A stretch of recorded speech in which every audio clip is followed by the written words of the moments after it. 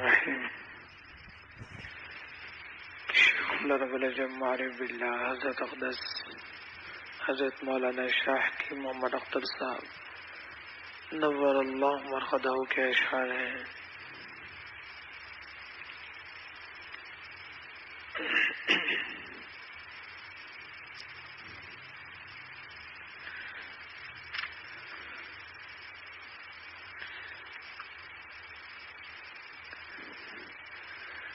نظر ڈھونڈتی ہے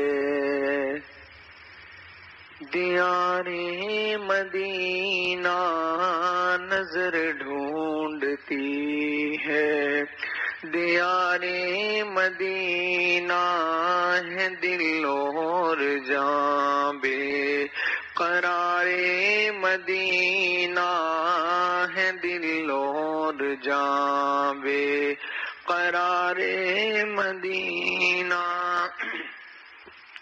نظر ڈھونڈتی ہے دیار مدینہ، وہ دیکھو عہد پر شجاعت کا منظر، وہ دیکھو عہد پر شجاعت کا منظر، شہیدوں کے خون شہادت کا منظر، شہیدوں کے خون شہادت کا منظر. وہ ہے سامنے سبز گنبد کا منظر، وہ ہے سامنے سبز گنبد کا منظر، اسی میں تو آرام فرما ہے سرور. نظر ڈھونڈتی ہے دیار مدینہ، ہے دل اور جاں بے قرار مدینہ. ابو بکر و فاروق و عثمان و حیدر، ابو بکر و فاروق و عثمان و حیدر، یہی تھے یہ پروانہ شمع انور، یہی تھے یہ پروانہ شمع انور. یہیں سے تو اسلام پھیلا جہاں میں، یہیں سے تو اسلام پھیلا جہاں میں. مدینے کا شہرا ہے ہفتہ آسماں میں، نظر ڈھونڈتی ہے دیار مدینہ، نظر ڈھونڈتی ہے دیار مدینہ، ہے دل اور جاں بے قرار مدینہ. یہ صبح مدینہ، یہ شام مدینہ، نشان نبی ہے یہ مسجد قباء کی، ہے قندیل طیبہ نبی کی ضیاء کی، ہے قندیل طیبہ نبی کی ضیاء کی. مدینے کے دیوار در دیکھتے ہیں، مدینے کے دیوار در دیکھتے ہیں. عجب حال قلب و جگر دیکھتے ہیں، یہ صبح مدینہ یہ شام مدینہ. مبارک تجھے یہ قیام مدینہ، نظر ڈھونڈتی ہے دیار مدینہ.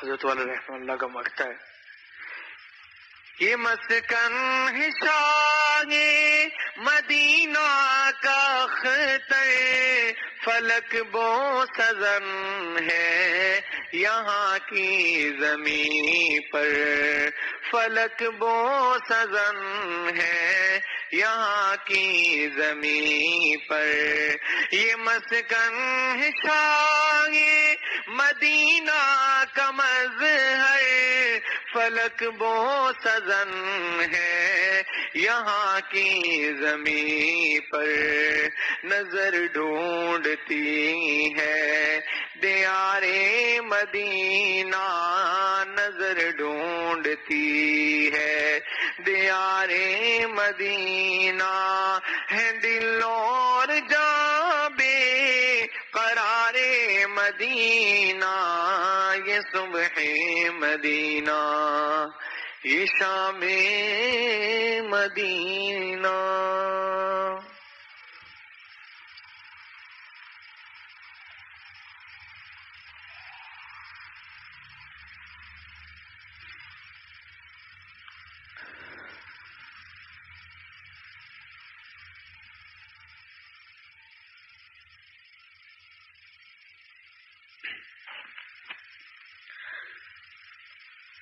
بسم اللہ الرحمن الرحیم۔ نعت شریف کے اشعار ہیں، سب آزاد مل کر پڑھیے۔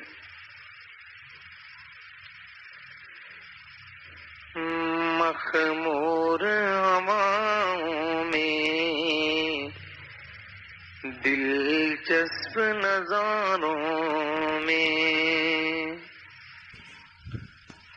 مخمور ہواؤں میں دلچسپ نظاروں میں، یا رب مجھے پہنچا دے، یا رب مجھے پہنچا دے پرکیف بہاروں میں، مخمور ہواؤں میں دلچسپ نظاروں میں، یہ میری تمنا ہے مر جاؤں مدینے میں، یہ میری تمنا ہے مر جاؤں مدینے میں، آقا کے چراغوں میں سورج کے ستاروں میں، آقا کے چراغوں میں سورج کے ستاروں میں، دل میرا مجلا ہو تن میرا مصفا ہو،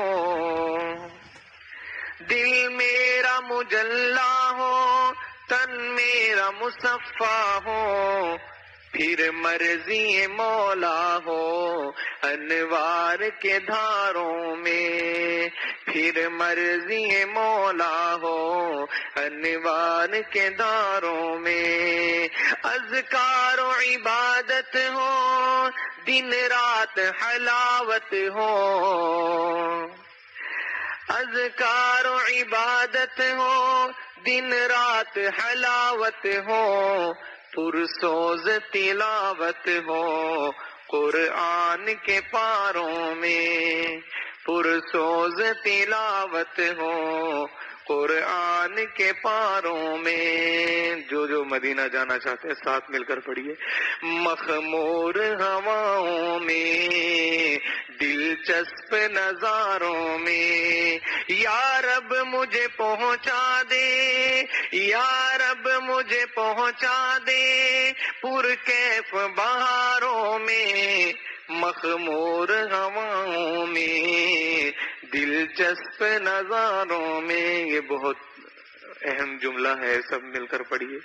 یہ میری تمنا ہے مر جاؤں مدینے میں، یہ میری تمنا ہے مر جاؤں مدینے میں، آقا کے چراغوں میں سورج کے ستاروں میں، آقا کے چراغوں میں سورج کے ستاروں میں، یہ شہر مدینہ ہے خاتم میں نگینہ ہے، سبحان اللہ کے بعد، یہ شہر مدینہ ہے خاتم میں نگینہ ہے، ہر سمت سکینہ ہے سب جان نثاروں میں، ہر سمت سکینہ ہے سب جان نثاروں میں، مہجور میرا تن ہے دل میرا معلق ہے، مہجور میرا تن ہے دل میرا معلق ہے، طیبہ کی اذانوں میں تکبیر کے نعروں میں، سب کے سبحان اللہ، اور بہت پیارا جملہ ہے، طیبہ کی اذانوں میں تکبیر کے نعروں میں، ہر برگ میں ہر گل میں ہر نغمہ بلبل میں، ہر برگ میں ہر گل میں ہر نغمہ بلبل میں، نسرین میں سنبل میں، نسرین میں سنبل میں، خرما کے قطاروں میں، عشاق کے نالوں میں تنویر کے حالوں میں، مرقد میرا بن جائے۔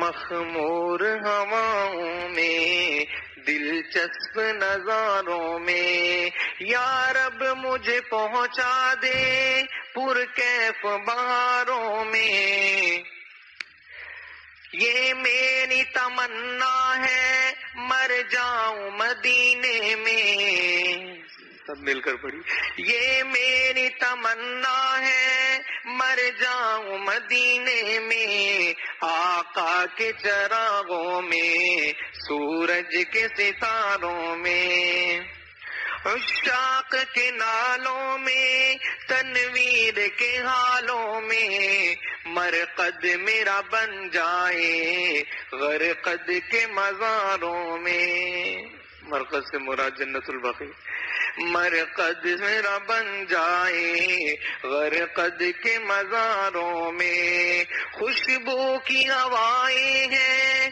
رحمت کی گھٹائیں ہیں، خوشبو کی ہوائیں ہیں رحمت کی گھٹائیں ہیں، وہ گنبد خضرا ہے موجود بہاروں میں، وہ گنبد خضرا ہے موجود بہاروں میں، طیبہ میں رضا دیکھو، مولانا رضا الحق صاحب، طیبہ میں رضا دیکھو آداب وفا سیکھو، پوشیدہ چراغاں ہے گلشن کے شراروں میں، پوشیدہ چراغاں ہے گلشن کے شراروں میں، مخمور ہواؤں میں دلچسپ نظاروں میں۔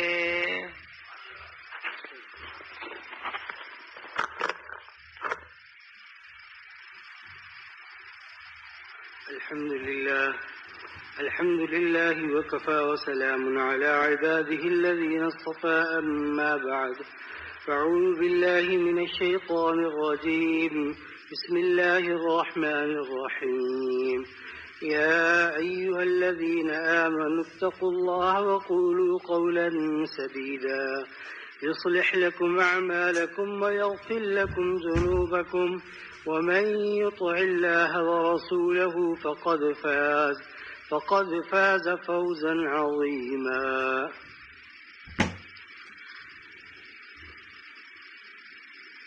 اللہ رب العزت نے اس آیت مبارکہ کے اندر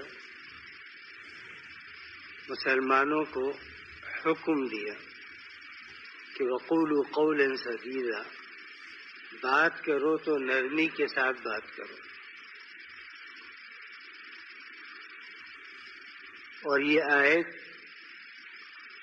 خطبہ نکاح کے اندر بھی پڑھی جاتی ہے. حالانکہ جتنی بھی آیتیں خطبہ نکاح میں پڑھی جاتی ہیں اس کے اندر کسی بھی آیت میں نکاح کا کوئی حکم یا کوئی مسئلہ بیان نہیں کیا گیا. پہلی آیت یا الذین آمنوا اتقوا اللہ حق تقاتہ ولا تموتن الا وانتم مسلمون. اس آیت میں نکاح کا ذکر نہیں، صرف یہ حکم ہے کہ اللہ سے ڈرو اور اللہ سے ڈرنے کا حق ادا کرو. دوسری پڑھی جاتی ہے یا ایھا الناس انا خلقناکم من ذکر وانثی، کہ انسانوں ہم نے تمہیں پیدا فرمایا، کچھ کو مرد پیدا فرمایا کچھ کو عورتیں پیدا فرمایا. اس میں بھی نکاح کا حکم نہیں. حضرت مولانا شاہ ابرار الحق صاحب رحمہ اللہ حضرت فرمایا کرتے تھے کہ اس میں اللہ تعالیٰ نے حکم نہیں، احکامات نکاح کے بیان نہیں کیے، بلکہ ہر آیت کے ابتدا میں فرمایا اتقوا اللہ، اللہ سے ڈرو. یعنی میاں بیوی کے رشتے کے لیے لازمی ہے کہ دونوں اللہ سے ڈرے. جب تو گاڑی چل سکتی ہے ورنہ گاڑی چلنے کے قابل نہیں ہوگی. لہذا حکم دیا دونوں کو اتقوا اللہ. اور فرمایا حضرت نے کہ دونوں نیک گمان رکھو ایک دوسرے کے بارے میں. نہ بیوی شوہر کی طرف کسی ایسی بات کی نسبت کرے جس کا اس کو یقین نہ ہو. یقین کا مطلب کیا ہے کہ جب تک وہ قسم اٹھا کر کے نہ کہہ سکے تو اس وقت تک کوئی بات ایسی نہ کرے. شوہر کو حکم دیا کہ وعاشروہن بالمعروف، ان کے ساتھ بھلائی کے ساتھ پیش آ، نرمی کے ساتھ پیش آ. جب رسول اللہ صلی اللہ علیہ وسلم سے ایک دفعہ ازواج مطہرات نے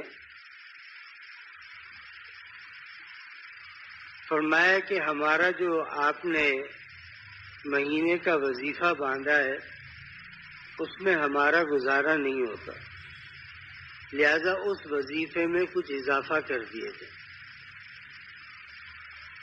یہ بات رسول اللہ صلی اللہ علیہ وسلم کو ناگوار گزری، اللہ رب العزت کو بھی ناگوار گزری کہ ازواج مطہرات رسول اللہ صلی اللہ علیہ وسلم سے دنیا کی چیزیں طلب کر رہی.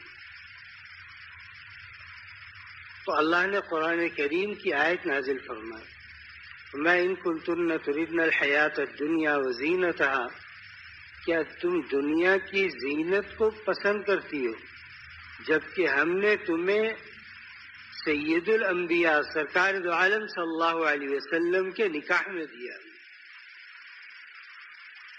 چونکہ عورت ناقصات العقل ہے، آئی لوگ اس کو تسلیم نہیں کرتے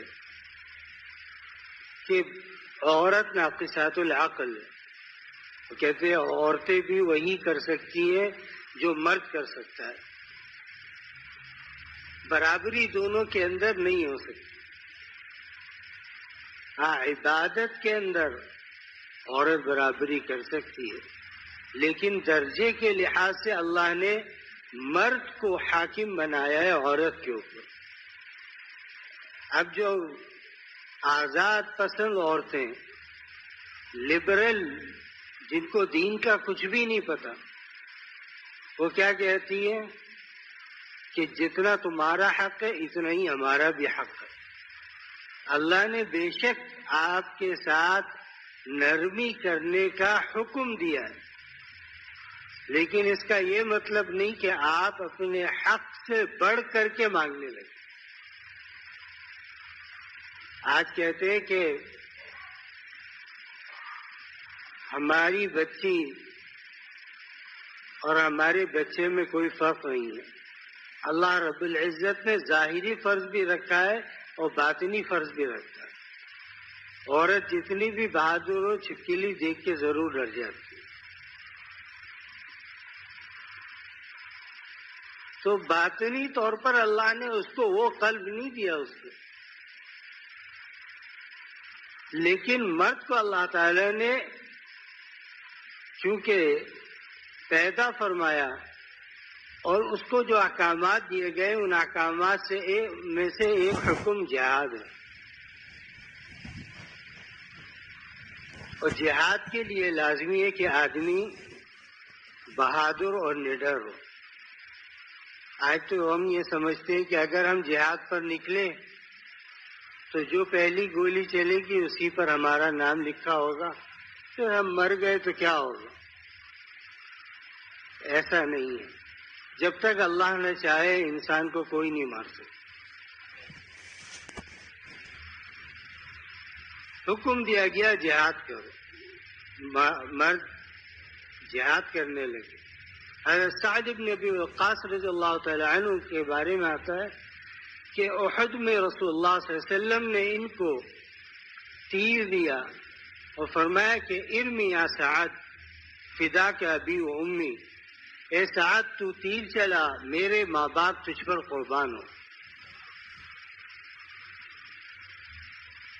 اور بعض محدثین نے لکھا ہے کہ 1000 تیر حضرت سعد بن ابی وقاص نے چلائے اور رسول اللہ صلی اللہ علیہ وسلم نے 1000 مرتبہ کہا سعد فدا کا ابی و امی، اے سعد تجھ پر میرے ماں باپ قربان ہو، تو تیر چلا. سید الانبیاء رسول اللہ صلی اللہ علیہ وسلم کا یہ کہنا کہ فدا کا ابی و امی، میرے ماں باپ تجھ پر قربان ہو، تو سعد ابن ابی وقاص کا کیا حال ہوگا، ان کے ایمان کا کیا حال ہوگا. تو فرمایا کہ وقولوا قولا سدیدا، دیکھو جب نکاح ہو جائے تو آپس کے اندر ہمیشہ نرم گوئی سے بات کیا کرو. یہ نہیں کہ اگر بیوی کو غصہ آیا تو شوہر کو اس سے دگنا آ گیا، پھر اس کے بعد کیا ہوگا، پھر طلاق دے دیں گے. لفظ طلاق نکل گیا. اب اس کے بعد علماء کے پاس آئیں گے، حضرت ہم نے تو غصے میں طلاق دی. تو بھائی خوشی کے موقع پہ طلاق کون دیتا ہے؟ غصے کو قابو کرنے کا حکم دیا گیا کہ غصے کو قابو میں رکھو. اگر ایک غصہ ہو دوسرا ٹھنڈا ہو جائے، اگر ایک غصہ ہو تو دوسرا وہاں سے ہٹ جائے. اگر غصہ آ گیا، اسی لیے علاج لکھا ہے غصے کا کہ اگر کھڑا ہے تو بیٹھ جائے، بیٹھا ہے تو لیٹ جائے، لیٹا ہے تو کھڑا ہو جائے، ورنہ وضو کر لے، غصہ ٹھنڈا ہو جائے گا. عورت ناقصات العقل ہے، مرد کو عقل سے کام لینا چاہیے کہ جو ناقصات العقل ہے اس کے ساتھ اگر زندگی گزارنی ہے تو برداشت کرنا پڑے گا.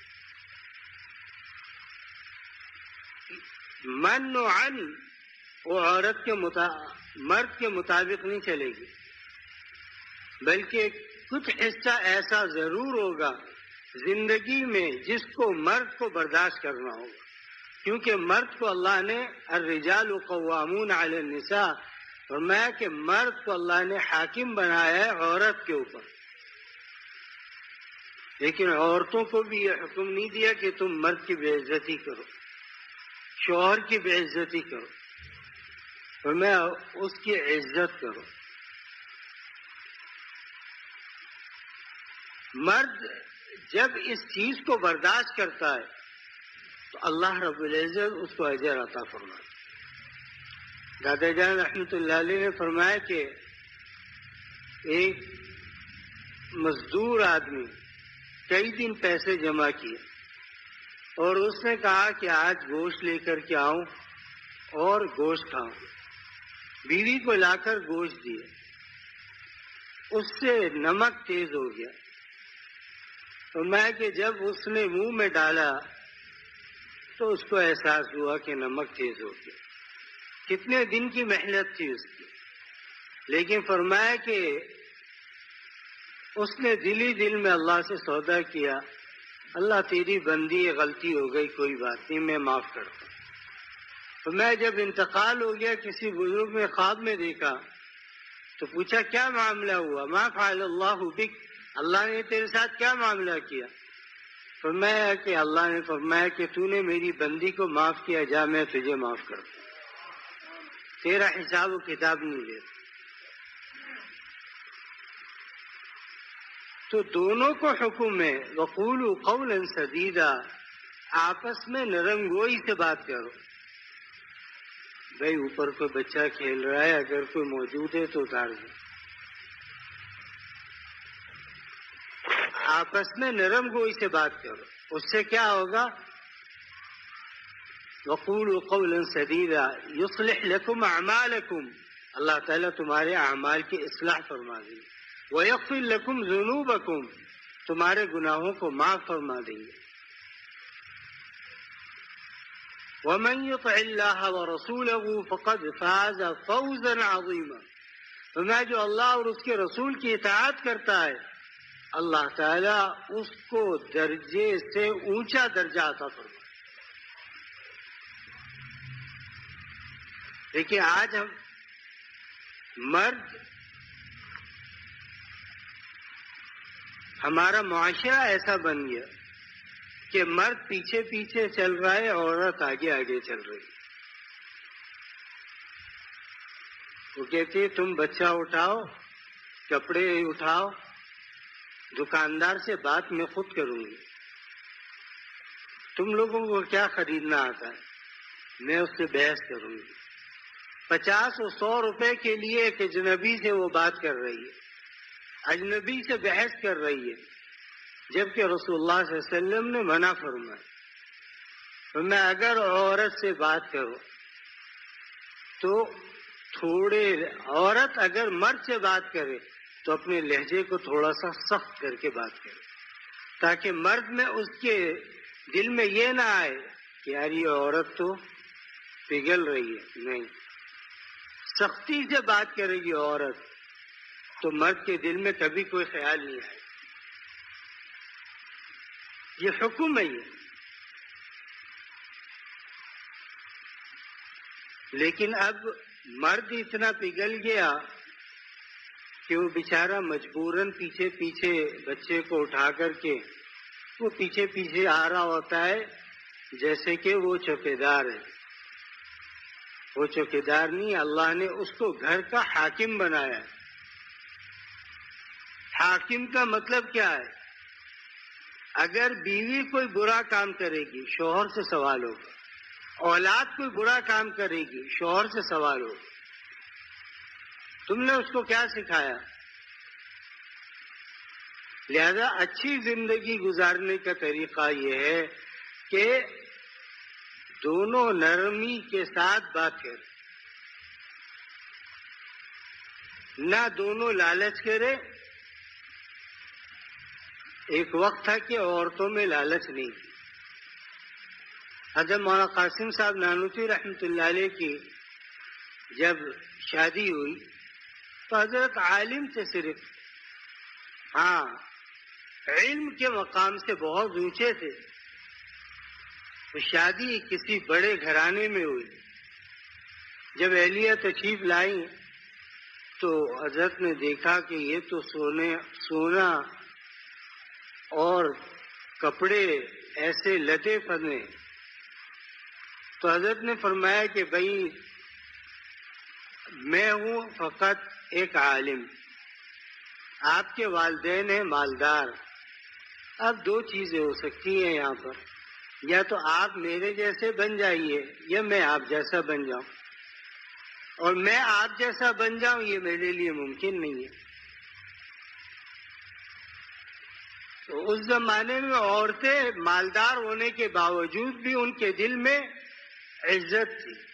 کہا آپ حکم دیجیے، کہا کہ آپ مجھ جیسی بن جائیے۔ یہ سارے زیورات اتارے اور حضرت نے اسی رات سلطنت عثمانیہ کو سارے زیورات دیے۔ وہ رہنے لگی، ان کے ماتھے پر بل بھی نہیں آیا۔ اور پھر ہندوستان کے لوگوں میں ایک رواج یہ بھی ہے کہ 2-3 دن کے بعد پھر بیٹی گھر چلی جاتی ہے چاہے۔ جب وہ گھر چلی گئی تو والد نے دیکھا کہ جو سونا میں نے دیا تھا وہ سونا کیا ہے، وہ ہے نہیں۔ وہ سمجھ گئے، انہوں نے دوبارہ اتنا ہی سونا پھر دیا جاتے ہوئے۔ پھر جب گھر آئی تو حضرت قاسم صاحب نے جب دیکھا تو فرمایا کہ پہلی رات ہی ہماری بات ہو چکی تھی کہ یا تو اب میں آپ جیسا بن جاؤں، وہ ہو نہیں سکتا، آپ ہی میری حیثیت بنی۔ لکھا ہے کہ انہوں نے پھر سارا سونا اتار کر کے حضرت کو دے دیا۔ حضرت نے سارا سونا سلطنت عثمانیہ میں بھجوا دیا۔ فرماتی ہیں اس کے بعد میرے دل میں کبھی مال کا خیال بھی نہیں آیا کہ میں اچھا پہنوں، زرق برق لباس پہنوں، میرے دل میں اس کا کبھی گمان بھی نہیں آیا۔ آج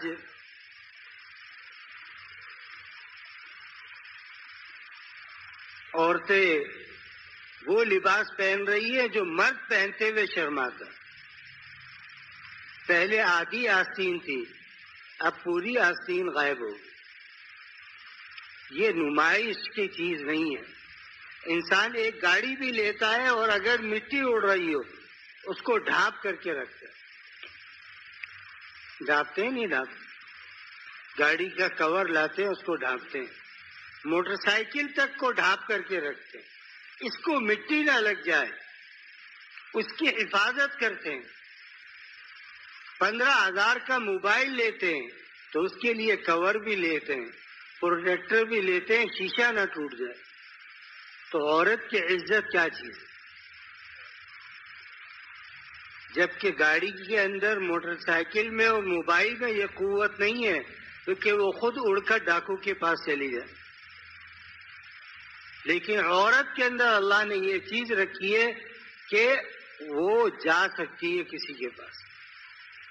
شریعت نے حکم جو پردے کا نازل فرمایا وہ اسی لیے نازل فرمایا،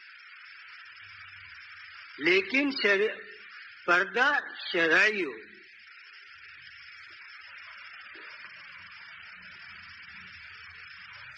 علاقائی پردہ نہ ہو۔ علاقائی پردے میں کیا ہے کہ ماموں ذات، پھوپھی ذات، چچا ذات، تایا ذات ان کے ساتھ بیٹھ کر گپے لگا رہی ہیں، لیکن گھر کے باہر کا کوئی دیکھے تو گھر والے یہ کہتے ہیں کہ ہم نے اس کو جب تک گولی نہیں ماریں گے اس کو ہم چھوڑیں گے۔ یہ شرعی پردہ نہیں۔ پردہ شرعی وہ ہے، دیکھیں جب حضرت عمر فاروق رضی اللہ تعالی عنہ کا انتقال ہوا تو حضرت عائشہ نے اس سے پہلے آپ نے اپنے بیٹے عبداللہ ابن عمر کو بھیجا تو فرمایا کہ جاؤ حضرت عائشہ سے پوچھو کہ کیا وہ مجھے اپنی جگہ دے سکتی ہیں یہاں پر، ورنہ وہ جگہ مخصوص تھی حضرت عائشہ کے لیے۔ حضرت عائشہ نے فرمایا کہ میں اپنے اوپر عمر کو ترجیح دیتی ہوں، عمر آرام کر۔ اس سے پہلے حضرت عائشہ رسول اللہ صلی اللہ علیہ وسلم کے روضے پر حاضر ہوتی تھی، لیکن جب حضرت عمر آ گئے حضرت عائشہ نے پردہ کرنا شروع کر دیا، چادر ڈال دی۔ ارے وہ قبر میں، اس کے باوجود جانا جائز نہیں۔ آج عورتیں قبرستان کے اندر گھوم رہی ہیں۔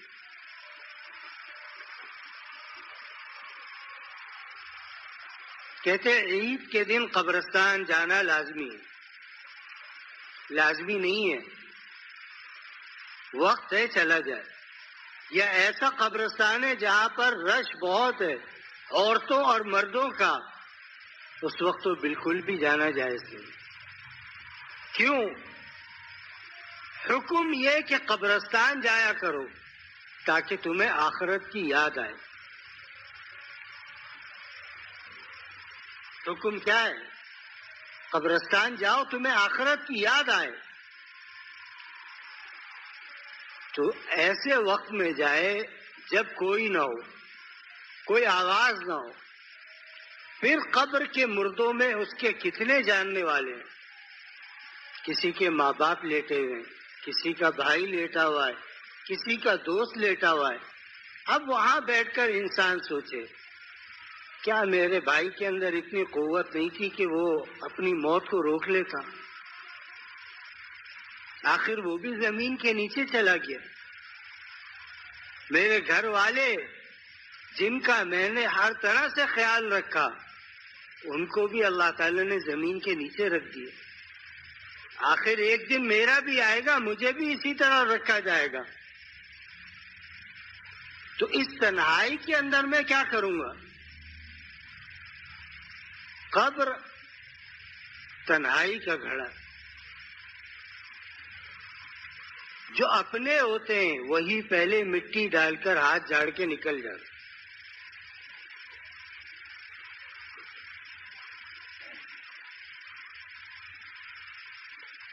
لہذا وہاں جا کر عبرت حاصل کرے. دوستوں کے ساتھ جاتے ہیں، آج لوگ جنازوں میں جاتے ہیں، وہاں پر بھی اپنی تجارت کی باتیں کر رہے ہیں، وہاں بھی دنیا کی باتیں کر رہے ہیں. نہیں، اللہ تعالیٰ نے قبرستان اس لیے بھیجا کہ یہاں کی ویرانی دیکھ، کتنی شدید گرمی ہے. آج کل جو پڑ رہی ہے کہ انسان باہر نکلتا ہے جلد پنکھے کے نیچے آ جاتا، جلد سائے کے نیچے آ جاتا. جو قبر کے اندر بند ہے اس کے اوپر بھی تو دھوپ پڑ رہی ہے. پھر قبر کو پکا بنانے سے منع کیا گیا کہ لوگ کہتے ہیں جناب قبر کے اوپر ہم محراب بنا دیتے ہیں تاکہ اندر تک گرمی نہ جائے. اب اس کا تعلق ظاہر سے ختم ہو چکا ہے. اگرچہ قبر کتنی ہی سجائی جائے، اگر اللہ نے عذاب لکھا ہوا ہے تو اندر عذاب ہی ہو رہا ہے. اور اللہ تعالیٰ نے اگر اس کے لیے جنت لکھی ہوئی ہے تو پھر آپ کے مقبرے کی اس کو ضرورت نہیں ہے. لیکن لوگ دیکھی دیکھا کرتے ہیں. حکم کیا ہے؟ بھائی یہ لائٹ بند کرو الیاس. حکم کیا ہے؟ فرمایا کہ قبر کو اتنا اونچا کرو، ایک پتھر لگا دو.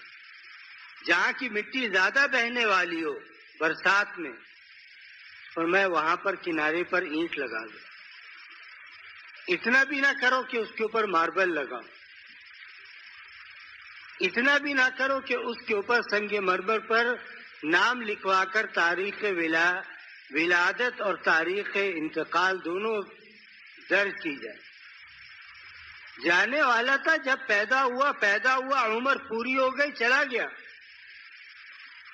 کہتے ہمیں کیسے معلوم ہوگا کہ ہمارے والدین کی قبر کہاں پر ہے؟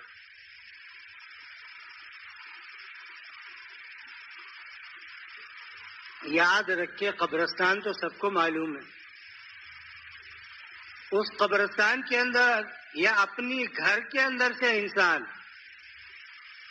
3 دفعہ قل اللہ پڑھ کر بھی ان کو اگر ثواب پہنچائے تو وہ جہاں بھی ہوں گے ثواب ضرور پہنچے گا. اس میں ایک اور ضروری مسئلہ یہ ہے کہ اگر ایک انسان اس کا انتقال کراچی میں ہوتا ہے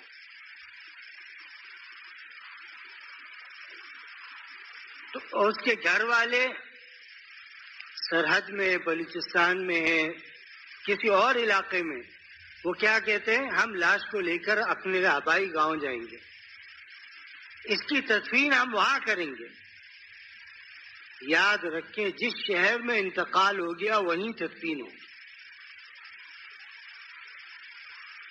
دادا جان رحمۃ اللہ علیہ نے اپنی زندگی میں بارہا فرمایا کہ اگر میرا انتقال پاکستان کے کسی اور شہر میں ہو جائے یا دنیا کے کسی بھی ملک میں ہو جائے تو مجھے وہاں سے لانے کی کوئی ضرورت نہیں ہے، وہیں تدفین کروں. لیکن لوگ شریعت کا علم نہیں ہے، محبت کا بھوت سوار ہے کہ اس کے بغیر ہم کیسے رہیں گے۔ 2 مہینے کے بعد کون جاتا ہے قبرستان؟ 2 مہینے تک غم میں، 3 مہینے تک غم میں، اس کے بعد قبرستان پھر کون جاتا ہے؟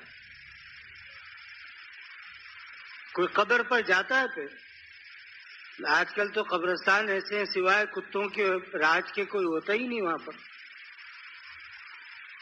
تو بھائی جہاں مرا ہے سنت کے مطابق اس کو وہی تدفین کر دو اس کی۔ لیکن لوگ گاؤں لے کر کے جاتے، تو گاؤں کے اندر جنت نہیں ہے، جنت اللہ کی ہر جگہ ہے۔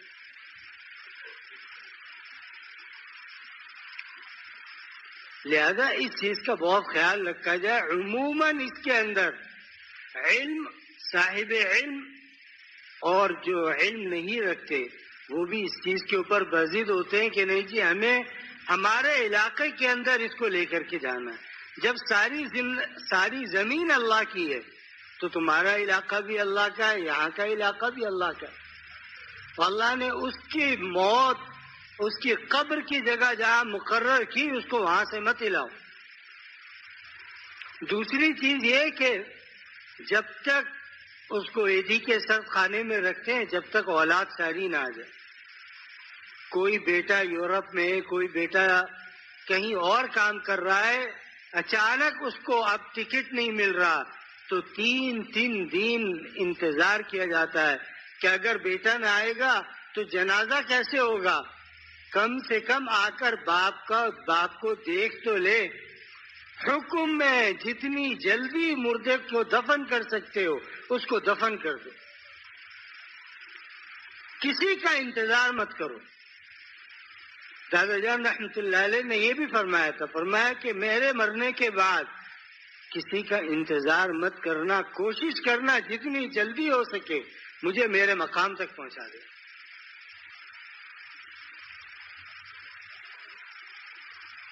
کسی کا انتظار نہیں کرنا۔ کیوں؟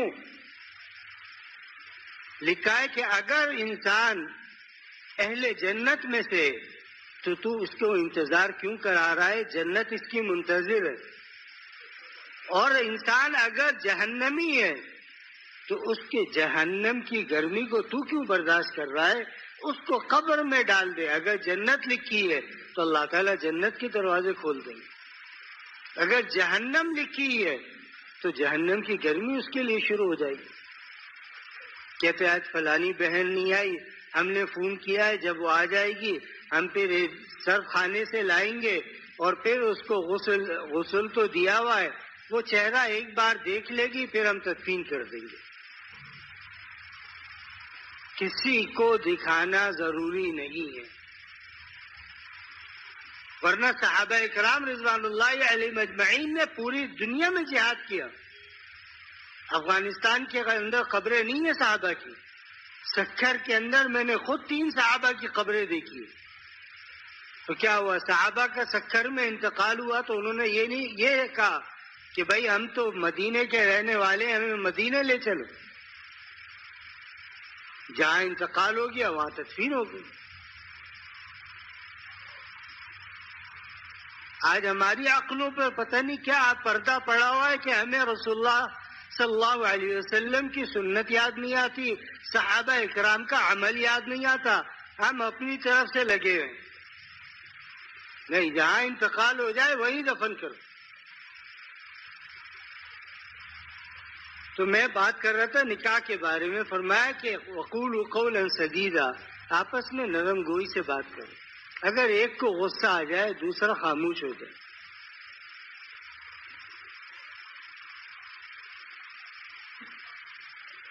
اب معاملہ یہ ہے کہ ہمارے ہاں معاشرے کے اندر عورتوں کو یہ سکھایا جاتا ہے اگر شوہر غصہ ہو تو تم نے چپ نہیں رہنا، برابری کا جواب دو، تمہیں برابری کا حق دیا گیا ہے۔ پھر کیا ہوتا ہے؟ جب اس نے ایک بات بولی عورت نے اس سے بڑی بات بول دی، شوہر کو غصہ آ گیا، اس نے 3 لفظ بولے فارغ، 3 لفظ بولے فارغ۔ اب جب فارغ ہو گیا اب ڈھونڈ رہے ہیں. مولانا غصے میں تھے, پتہ ہی نہیں چلا, طلاق دے دی, اب کیا کریں. ہمارے ایک دوست تھے بہت اچھے, تو ان کے ساس کا انتقال ہو گیا, ان کے سسر نے دوسرا نکاح کر لیا. عورت سے انبن تھی, رمضان سے کچھ دن قبل کی بات. وہ مغرب پڑھ کر آئے, وہ عورت نے کچھ کہہ دیا غصے میں, انہوں نے 3 دفعہ طلاق دے دی. عورت نے آگے بڑھ کر منہ پر ہاتھ رکھ دی. عورت کہہ رہی ہے کہ 3 دفعہ نہیں کہا, شوہر کہہ رہا ہے میں نے 3 دفعہ ہی کہا ہے. میں نے کہا شوہر کا اعتبار ہوگا, عورت کا نہیں ہوگا. اب عورت نے طلاق لے لی, وہ جدا ہو جائے گی. پھر حیلے بہانے ڈھونڈتے کہ کوئی نہ کوئی ایسا حیلہ اور بہانہ مل جائے وہ عورت پھر ہمارے پاس آ جائے. بھئی اول وقت کے اندر اللہ نے کیا فرمایا, والکاظمین الغیظ. اللہ کے پیارے بندے تو وہ ہیں جب ان کو غصہ آتا ہے غصے کو پی جاتے ہیں. اور اس کی مثال کیا بیان فرمائی, فَمَا شَدُّ رَأْسِ الْقِرْبَةِ عِنْدَ امْتِلَائِهَا. مشک جب اوپر تک بھر جائے تو فرمایا اس کو سختی کے ساتھ باندھو تاکہ پانی باہر نہ نکل سکے. اسی طرح جب غصہ عروج کے اوپر آ جائے تو فرمایا اپنی حیت تبدیل کر لو. اگر حیت تبدیل نہیں کر سکتے تو فرمایا وہاں سے نکل جاؤ, چلے جاؤ. ہمارے ایک ساتھی تھے, وہ آج کل ماشاءاللہ کئی مدرسے چلا, وہ اصل کینیا کے تھے, وہ یہاں امام بھی رہے, مولانا الیاس کینیا والے, چلے گئے وہ. اب ماشاءاللہ کینیا میں بھی, تنزانیہ میں بھی, نائجیریا میں بھی مدارس ہیں ان کے.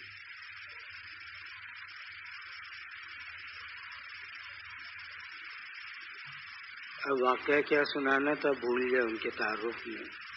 ان کا کوئی ایسا قصہ تھا,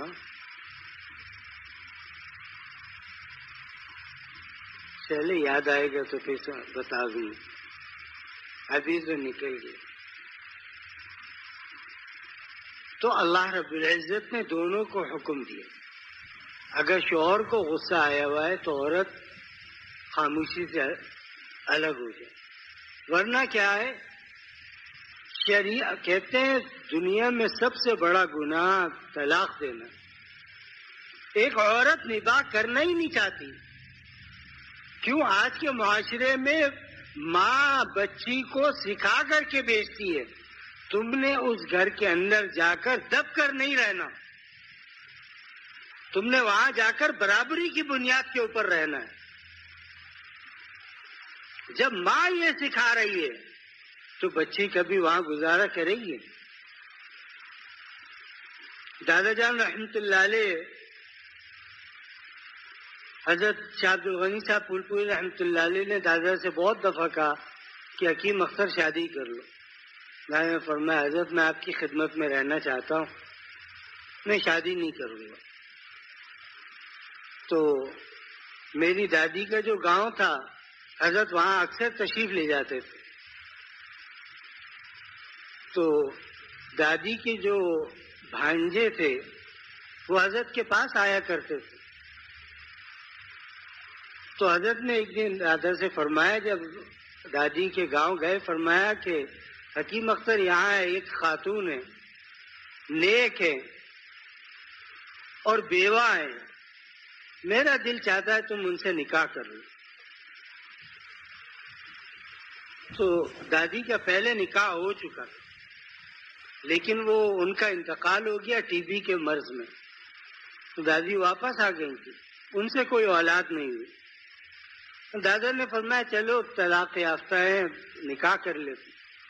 نکاح کر لیا. تو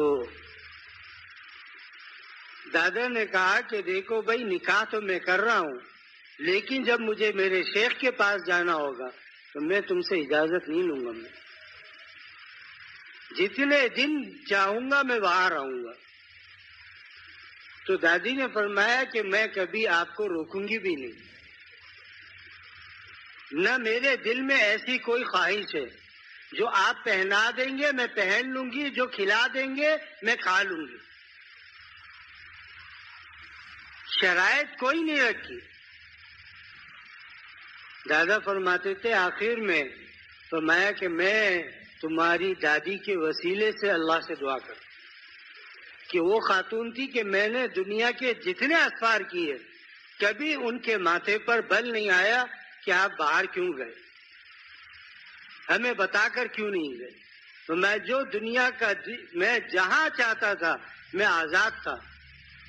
مدرسہ والد صاحب کے حوالے تھا.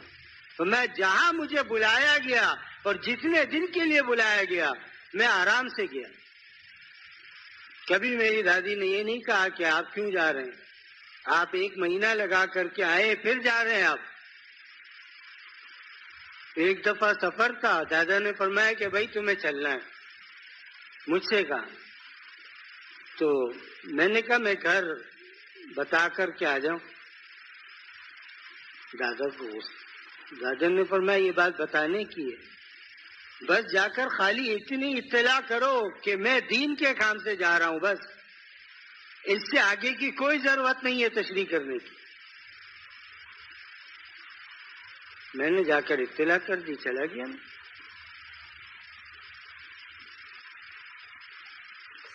لیکن جب یہاں موجود ہوتے تھے دادا تو روزانہ رات کو پہ اللہ تعالیٰ نے اولاد عطا فرمائی دادا سے. 3 بیٹے اور 1 بیٹیاں، 1 بیٹی. اطہر اظہر مظہر، اطہر اور اظہر دونوں کا انتقال ہو گیا. تو دادی کہتی ہیں مجھے بڑا غم تھا کہ میرے 3 بیٹوں میں سے 2 کا انتقال ہو گیا، بڑے کا اور چھوٹے کا، بیچ میں والد صاحب تھے. تو مجھے اس کا وہ تھا. تو دادا نے فرمایا کہ مظہر کی اماں اللہ نے ہمارا جنت میں جانے کا سامان پیدا کر دیا. کہا وہ کیسے؟ کہا جو چھوٹا مرا ہے نا اس کے بارے میں آتا ہے حدیث پاک میں کہ وہ اللہ کے سامنے جائے گا اور اپنے ماں باپ کا ہاتھ پکڑ کر اللہ سے کہے گا یا اللہ ان کو میں جنت کے اندر لے جانا چاہتا ہوں. اللہ منع نہیں فرمائیں گے. لہذا تم غم نہ کرو، اللہ نے ہمارا جنت میں جانے کا سامان پیدا فرما دیا.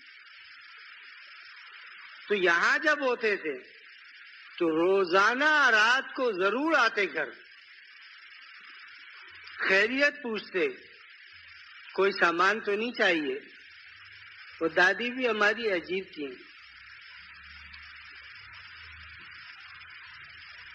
ہفتے میں 1 دن سالن پکاتی تھی، پورا ہفتہ کھاتی تھی. تھوڑا سا نکالا، گرم کیا، کھا لیے. اور سینے میں جلن رہتی تھی تو اس وجہ سے سالن بھی تھوڑا ہوتا تھا، دلیا زیادہ بنا لیتی. تو نکالا اور کھا لیے. لیکن دادا روزانہ پوچھتے ضرور تھے کہ بھائی کوئی چیز تو نہیں چاہیے. عشاء کے کھانے کے بعد جب گھر آتے پوچھتے کوئی چیز ضرور چاہیے تو نہیں،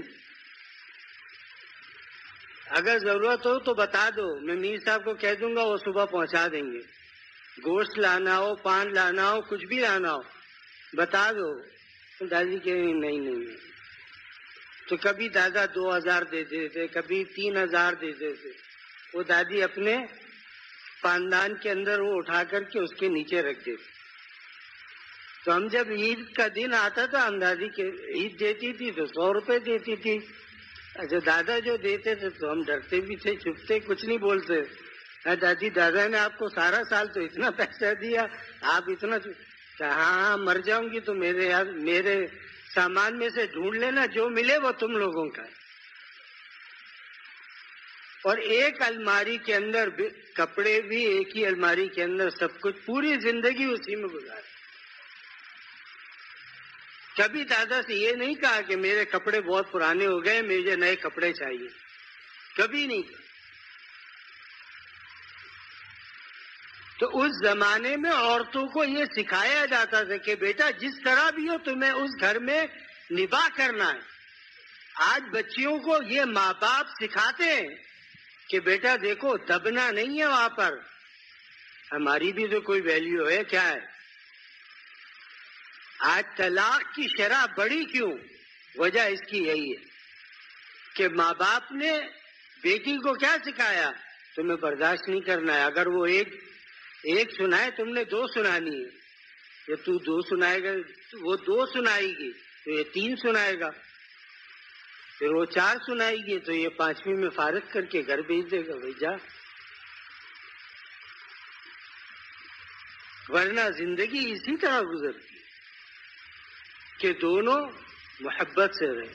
غصہ تو ہر ایک میں اللہ نے والکاظمین الغیظ فرمایا ہے، والعادمین الغیظ نہیں فرمایا کہ ہم نے غصہ تمہارے اندر رکھا ہی نہیں ہے. تو میں غصہ رکھا ہے، حکم دیا ہے کہ ہے اور آ گیا، اب اس کو روکو، اس کو نافذ نہ کرو.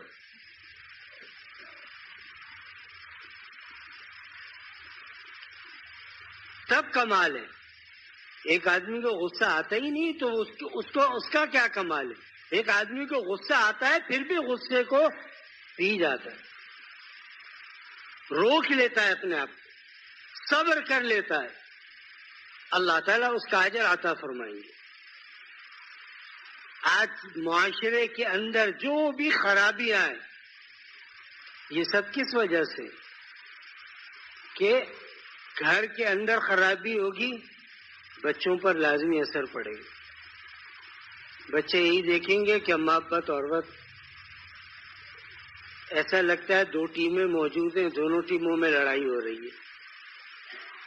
نہیں، ان کے سامنے ایسا نہ کرے، اس سے ان کے اوپر اثر پڑے گا، اولاد خراب ہو جائے گی، اور اولاد خراب ہو گئی تو سمجھے نسل خراب ہو جائے گی. ہاں، جہاں تک نباہ کر سکتا ہے انسان کرے. ہاں، جب بالکل عاجز آ جائے تو پھر طلاق دے. اس صحابی کا قصہ ہے کہ ان کی بیوی نے رسول اللہ صلی اللہ علیہ وسلم سے جا کر فرمایا کہ یا رسول اللہ میں ان کے ساتھ نہیں رہ سکتی. فرمایا وہ تو تجھ سے محبت کرتے ہیں. اس خاتون نے کہا کہ لیکن میں ان سے محبت نہیں کرتی.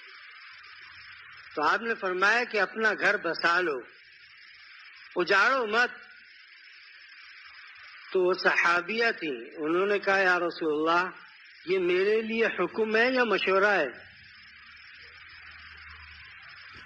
غور سے سننے کی بات ہے کہ سرکار دو عالم صلی اللہ علیہ وسلم سے صحابیہ کیا پوچھ رہی ہے؟ یا رسول اللہ یہ میرے لیے حکم ہے یا مشورہ ہے؟ نہ، مشورہ ہے، حکم نہیں ہے. کیا رسول اللہ میں نہیں رہ سکتی؟ تو میں وہ تمہارے بغیر گلیوں میں پاگل ہو جائے گا. میں رسول اللہ جب میرا دل ہی نہیں لگتا تو میں کیا کروں؟ تو اللہ کے نبی علیہ الصلوۃ والسلام نے طلاق کرا دی. ہاں، جب بالکل ہی بس ہو گئی تو پھر کیا ہے؟ راستہ الگ الگ کر لو. دوسری چیز، ہمارے یہاں دوسرے نکاح کو عیب سمجھا جاتا ہے. بیوی مر گئی، شوہر بیٹھا ہوا ہے، اس کی عمر باقی ہے، اس کی عمر کے مطابق اس کو بیوی اس کا نکاح کرا دو. کیا ہے؟ رسول اللہ صلی اللہ علیہ وسلم کی ایک سنت زندہ ہوگی. پھر اگر وہ بیمار ہو گیا، اب خدمت کون کرے گا؟ بھئی اگر وہ بستر پر پڑ گیا اور بیوی موجود نہیں ہے تو پیشاب پخانہ کون دھلائے گا اس کا؟ بچے ایسے ہیں کہ ان کے اندر ہمت نہیں ہے، بہو ہے اس کے لیے یہ کام کرنا جائز نہیں ہے. اولاد دن بھر کاروبار پر رہتی ہے. بھائی ہو گیا. دادا جان رحمۃ اللہ علیہ جب پاکستان تشریف لائے تو دادا کی جو والدہ تھی، والد کا انتقال ہو چکا تھا، والدہ زندہ تھی. حضرت شاہ عبد الغنی صاحب پھلپوری رحمۃ اللہ علیہ سے فرمایا کہ حضرت میری والدہ بیوہ ہے، اگر آپ نکاح کرنا چاہتے ہیں تو میں پیغام لے کر کے جاتا ہوں. حضرت نے فرمایا لے جاؤ پیغام لے کر کے گئے. حضرت کی عمر اس وقت 80 برس کے قریب تھی. حضرت نوسوب بھی نکاح کیے.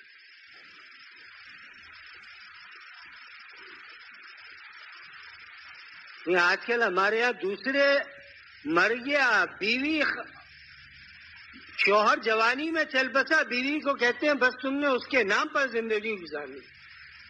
اس کی 1000 خواہشیں ہیں، اس کو کتنی چیزوں کی ضرورت ہے کہ وہ اپنی ضرورت اپنے بھائی کو نہیں بتا سکتی، وہ ضرورت اپنے ماں کو نہیں بتا سکتی، وہ ضرورت شوہر پوری کر سکتا ہے.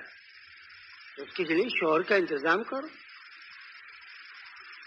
آج اس کو برا سمجھا جاتا ہے کہ ہماری بچی دوسرا نکاح کرے گی. نہیں، ہم کو بھوکے ہم اپنے گھر میں رکھ لیں گے، تم اس کا کھانا پینا دے سکتے ہو، بیمار ہو جائے کیا کر لو گے؟ بات سمجھ میں آ رہی ہے؟ صرف آج ہمارے یہاں یہ ہم دیکھتے ہیں معاشرہ کدھر جا رہا ہے، پانی کا رخ کس طرف ہے، ہم بھی اسی طرف بہنا شروع کر دیتے. نہیں، جب اللہ رب العزت نے ہمیں دین کی دولت عطا فرمائی ہے تو ہمیں یہ دیکھنا چاہیے کہ دین ہم سے کیا تقاضا کر، دین جو کہہ رہا ہے اس کے اوپر عمل کرے. دین نے اجازت دی ہے میاں بیوی میں سے کسی کا بھی انتقال ہو گیا دوسرا نکاح کر لے. دونوں حرام کام سے بچ جائیں گے، دونوں حرام کام سے بچ جائیں گے. میرے ایک جاننے والے میں ہیں، ان کی والدہ کا نکاح ہو گیا، والدہ کا انتقال ہو گیا. میں نے ان کو کہا کہ آپ کے والد صاحب ابھی مضبوط جسم کے آدمی ہیں، ان کا نکاح کرا. تو دوستی بھی تھی میری، وہ غصہ ہو گئے مجھ پر. پھر کچھ دنوں کے بعد ظاہر سی بات ہے کہ انسان کے اندر فطری جو تقاضا ہے وہ انسان کو مجبور کرتا ہے.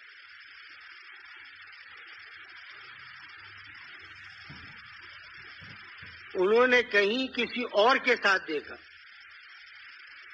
اپنے والد کو، تو اب وہ اپنے والد کو سنا رہے ہیں کہ آپ کوئی اس عمر میں بھی وہ نہیں ہے، اللہ کے بندے تو نکاح کرا دیتا وہ وہاں جاتا ہی کیوں ہو، راستہ تو نے خود دیا ہے. یہ عیب کی چیزیں نہیں ہیں، یہ شریعت کی چیزیں. آج افسوس ہے ہمارے معاشرے کے اوپر کہ دیندار ہوتے ہوئے، دین کی سمجھ رکھتے ہوئے، اللہ والوں کے ساتھ رہتے ہوئے عقل مر گئی ہے. نہیں کرتے کام، کیسے کریں، کیوں کریں، خاندان والے کیا کہیں گے، تو تم نے لباس ظاہری پہنا ہوا ہے، باطن میں تیرے کیا ہے. اصل چیز ہے اللہ تعالی دین کی فہم عطا فرما دے. جب تک دین کی فہم نہیں ہوگی انسان نہیں سدھر سکتا.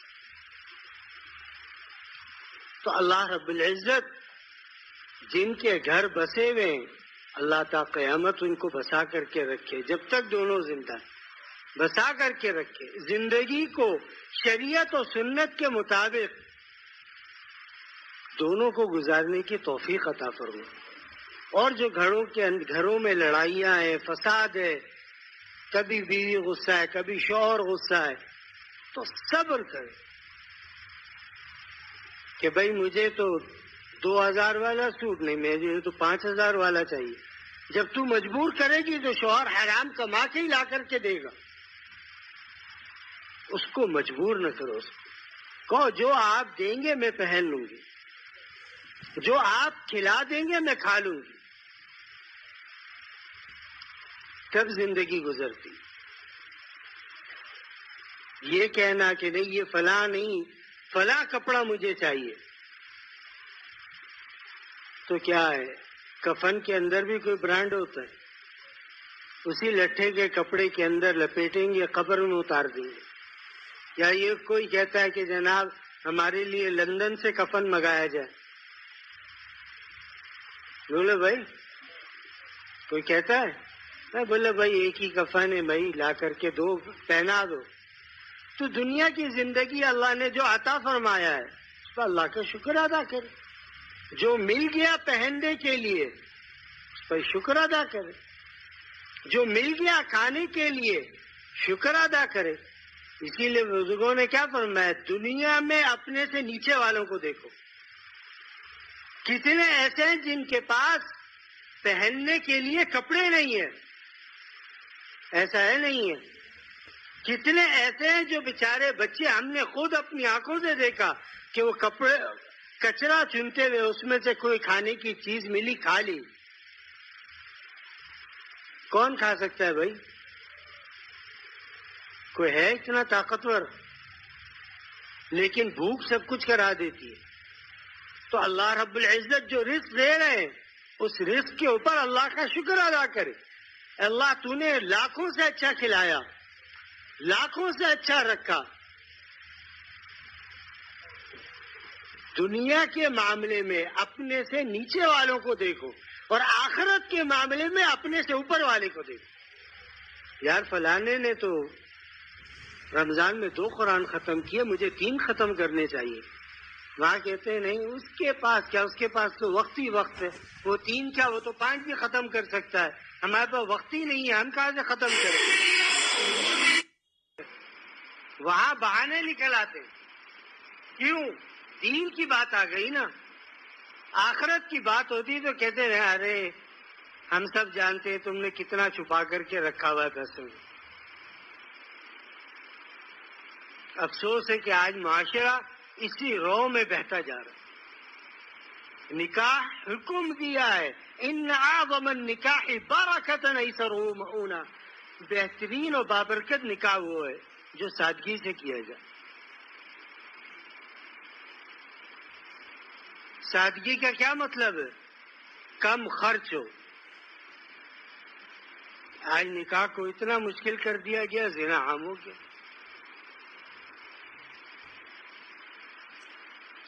آج کہتے ہیں ہماری بچی ڈاکٹر بنے گی، لوگوں کی خدمت کرے گی، اپنا گھر بھی چلا لے گی. اگر شوہر مر جائے تو اس کو کپڑا سینا سکھلا دو کہ بھائی محلے کے کپڑے سی کر اپنی زندگی گزار لو. لازمی تھوڑی ہے ڈاکٹر بن کر زندگی گزار لو. لیکن ہمارے دماغوں پر، عقل پر جب پردہ پڑ جائے انسان کو تو حقیقت سمجھ میں نہیں آتی. اللہ ہمیں دین کی فہم عطا فرمائے، دین کی سمجھ عطا فرمائے. ہم زمانے کے نہیں، ہم اللہ کے غلام ہیں. اللہ اپنی غلامی کی صحیح معنوں میں اللہ اطاعت کرنے کی توفیق عطا فرمائے. وآخر دعوانا الحمدللہ رب العالمین. اللهم صل وسلم على سیدنا ومولانا محمد وعلى آلہ وصحبہ اجمعین. اے اللہ ہمارے تمام گناہوں کو معاف فرما، رحم و کرم، فضل، عنایت و عافیت کا معاملہ فرما. اے اللہ جو بیمار ہیں ان کو شفا عطا فرما، جو مقروض ہیں ان کے قرضوں کی ادائیگی کے لیے الہ العالمین غیب سے انتظام فرما. اے اللہ جو کسی بھی مشکل میں مبتلا ہو، اے اللہ شوہر ظالم ہو، بیوی مظلوم ہو، یا بیوی ظالم ہو، شوہر مظلوم ہو، اللہ دونوں کے درمیان محبت اور اخوت پیدا فرما، مودت پیدا فرما. اے اللہ اے رب کریم اپنے فضل و کرم سے تمام خاندانوں کو میل محبت سے رہنے کی توفیق عطا فرما. الہ العالمین اپنے فضل و کرم سے جن گھروں کے اندر لڑائیاں، جھگڑے، فسادات ہیں، اللہ ان کے گھروں میں امن عطا فرما، ایک دوسرے کے درمیان میں محبت قائم فرما. اللہ اپنے فضل و کرم سے رمضان مبارک کا جو بابرکت مہینہ عطا فرمایا، اللہ اس کے اندر ہم سے سراسر کوتاہی ہوئی، اللہ اس کو معاف فرما دیجئے، اللہ اس کو معاف فرما دیجئے، اللہ اس کو معاف فرما دیجئے. اللہ جو غلطیاں ہوئیں اللہ اس کو درگزر فرما دیجئے. اللہم استر عوراتنا وآمن روعاتنا، اللہم استر عوراتنا وآمن روعاتنا. الہ العالمین جس مسلمان کے دل میں بھی کوئی بھی جائز حاجت ہو، اللہ سب کی جملہ جائز حاجتوں کو پورا فرما، دنیا اور آخرت کی تمام بھلائیاں عطا فرما. ربنا آتنا فی الدنیا حسنہ وفي الآخرة حسنة وقنا عذاب النار وادخلنا الجنة مع الأبرار يا عزيز يا غفار. اللهم إنا نسألك من خير ما سألك منه نبيك وعبدك محمد صلى الله عليه وسلم، ونعوذ بك من شر ما استعاذ منه نبيك وعبدك محمد صلى الله عليه وسلم وأنت المستعان وعليك البلاغ ولا حول ولا قوة إلا بالله العلي العظيم. وصلى اللهم تعالى على خير خلقه محمد وعلى آله وصحبه أجمعين برحمتك يا أرحم الراحمين.